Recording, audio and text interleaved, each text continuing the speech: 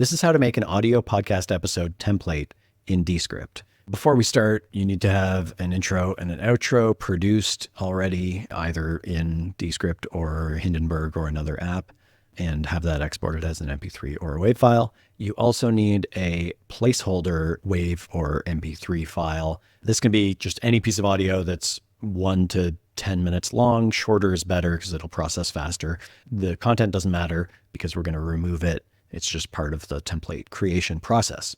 So to get started, we'll go into Descript and go to the template section, click New Template, and that brings us into the blank template.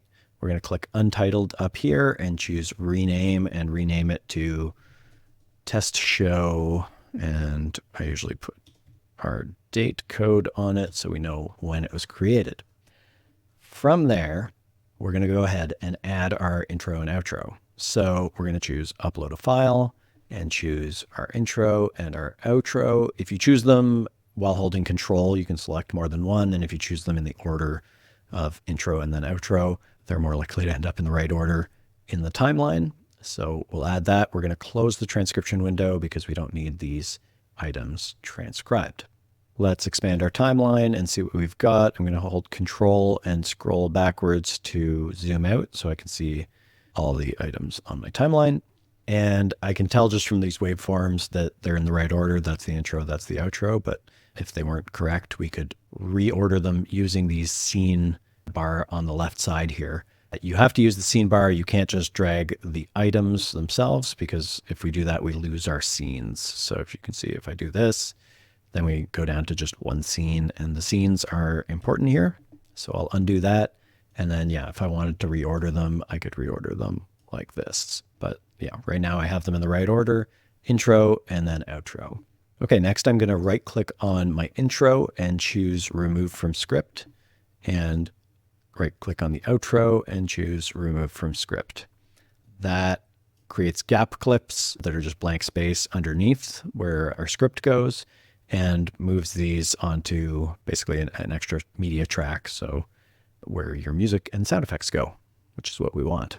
Now we're going to add and remove our placeholder content. But first I'm going to right click on scene 1 here and say add scene below. That gives me 3 scenes in total. So our intro scene, our outro scene, and then one in the middle that I call the body scene. Now I'm going to go find my placeholder audio. Again, doesn't matter what it is. We're going to delete it later. And I'm going to drag it in between the intro and the outro down on the timeline here. It'll pop out. If you're prompted to transcribe it, you can skip transcription. And now we're going to add an audio effect to this by clicking on it to turn it blue, and then going to our layer bar here and adding our dynamics compressor. I like the classic voiceover preset, so I go into the settings for that audio effect and select it. So what this is doing is telling Descript that any audio that I add to the script later when I'm creating my episode, I want that compressor turned on by default. So that's great.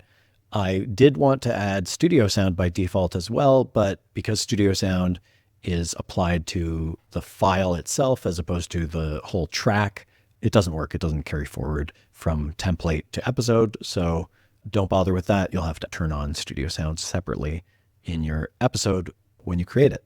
So now that we've created our placeholder with our compressor turned on, we can actually go ahead and remove it. So I'm going to click it again to turn it blue and press backspace.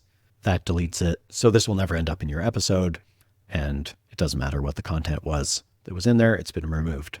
Next, we're going to add a landing pad for your episode audio. So to do this, I want to click scene 2, which is our body of the episode scene, where our episode audio is going to go eventually. And I'm just going to press enter 3 times. And what that does is creates this landing pad where I can say add file, and it's going to add it into that scene number 2 when I go ahead and make my episode and add my full episode audio. Landing pad created. Now we're going to just finish up and save the template. I'm going to switch this to an audio only composition so that the episodes we create in the future are audio only too. And then I'm going to go ahead and publish my template. The terminology publish is kind of strange because it's really just saving your template and you can choose whether that's public or private or for all your Drive users. But the first thing it asks you when you click Publish Template is to name your scenes. So for this, we'll go with intro, body, and outro. There we go. And then we can choose the privacy on it. Again, private, share with Drive, or share publicly. I'm going to share with Drive so my teammates can see it. Then click Publish. And that's the same process when you come back and if you make a change, let's say we expand that space out for some reason, it's going to change to publish changes appear. So you're going to go ahead and publish the changes to lock in what you've changed. Now our template is done and we can see it's called Test Show 240619. So we're going to go home. And in the templates area, we can see it here. So how do we create an episode from this template? Because templates are mainly geared towards video projects, you kind of need to do a workaround to use your template. So creating your project first and then applying the template doesn't really work. It kind of messes things up. So the way that we work around that is we go to our templates area over here on the left sidebar, we choose the template we want, and then we choose duplicate as project. Now we have a project, and if I zoom out on the timeline, you can see it's just like the template we created with an intro and outro and a gap in between. We're going to go ahead and give this a new name because it just has the same name as our template. So let's say it's the next day. So I'll change my date code there and I'll put episode name in there as well. So now it has a unique name, but we want to make sure it's filed away properly. I'll click the name again and choose move, and then I'll file it in my folder there. So now it has the right name and it's in the right place. We're ready to add our main episode audio. So in the script area here, you can see there's not much, but there are these two musical notes and they are our intro and outro. In the landing pad in between those is where we planned on adding our audio. So we'll do that. And you can see the cursor is there at the beginning of scene 2. Exactly where we want it. So I'll go add file. We usually do 1 track per speaker audio, either in the studio or from Riverside. So I'll select my track 1 and track 2 and press open. This time I do want to transcribe it because I'm going to be working with the transcript to edit the episode. And I can name my speakers. I'm going to skip that for now. And this is important if you're doing 1 track per speaker or 1 file per speaker. Combine 2 files into a multi-track sequence is what you want. So make sure that's checked. So I'm going to click done. And there it is, intro, the body of my episode, and then outro. But of course we want some more overlap between the episode itself and our intro and outro music. So how do we do that? We can start with the gap clip here and grab this handle and pull it in to create an overlap there. We can do the same thing on the outro to create overlap there. I've left a long tail on this intro music because I want the music to continue under the first part of my episode.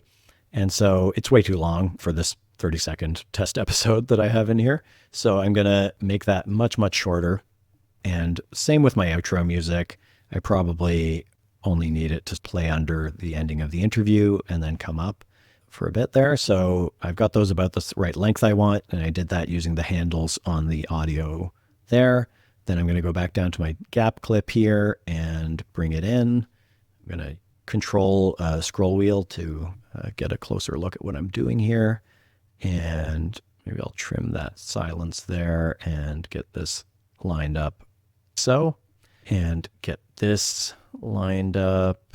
I believe it's something like that I want. And these are abrupt endings right now on my intro and outro music. So I'm going to add a fade in here. And I do that just by grabbing this little dot here and adding a fade. And obviously listen to it, edit the episode content, all the rest of it. If you wanted to add studio sound, you would obviously click on your content here. You could use the Underlord menu to say studio sound right there. Or we can go to layer and making sure that the correct layer is selected, turn on studio sound. But that's the basics of putting together an episode from an audio only template in Descript.